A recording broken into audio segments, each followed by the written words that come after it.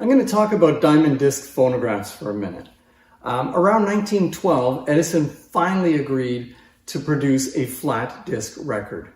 Up until that point, he had only been producing cylinder records and had some great success with it, but the writing was on the wall. Cylinders were on their way out, even though Edison did persist with them for a number of years, I believe until 1929.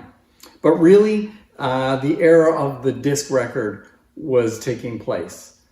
For obvious reasons, they were cheaper to produce, they had two sides, and you could make multiple copies of them quite easily, and they could store in a lot less space. So the public really wanted disc machines for the most part.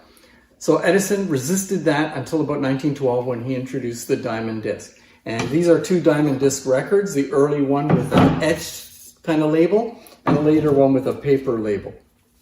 They're two-sided, and you'll probably notice they're a 1/4 inch thick. If you've ever seen one, they're kind of heavy and sturdy, and like everything Edison built, they were built like tanks, you know?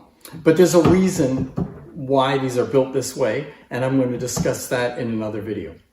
But his diamond disc records used the same technology as his cylinders, the Hill and Dale method, where the needle bounced up and down on the groove as opposed to side by side. The reason he did that was because the lateral type of disc was patented by Victor, and so he had to get around that. The other thing Victor patented was how the needle was driven across the record by the groove in the record. So he had to get around that patent also, which meant he had to have a mechanism for driving the needle across the record. That meant that this mechanism had to be more complicated and more bulky. And the result was these machines were actually a little bit more expensive considering what they were capable of doing. I mean, if you bought one of these machines, you were kind of stuck playing only diamond discs. Some companies produced adapters where you could take the reproducer off and play Victor discs on it. And eventually, as with many things, Edison, too late, succumbed to the idea of making changes, but they did come up with an adapter for the diamond disc.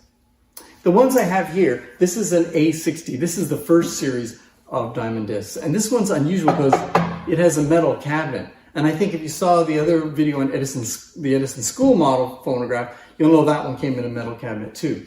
This metal cabinet was given a faux finish or like a wood grain finish.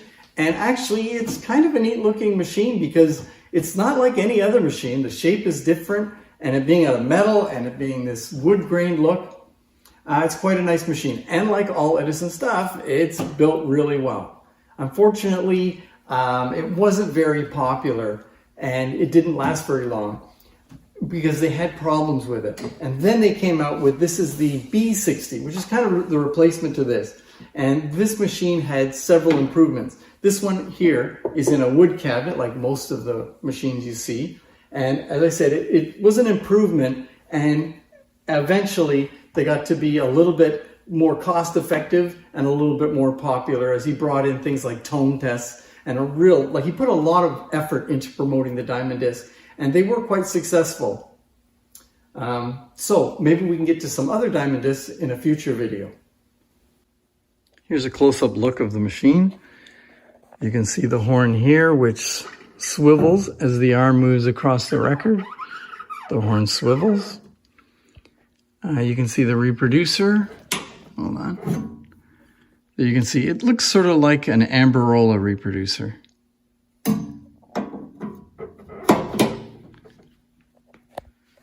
There's the adjustment to turn on and off the machine and lower the needle, the reproducer. There's our crank.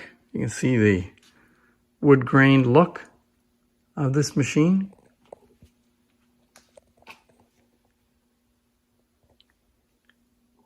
And the plate.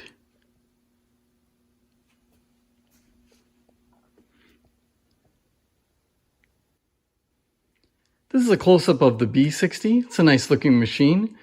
I think what we're going to try and do is listen to one of the records a little bit just to hear how good they sound. They're very clear.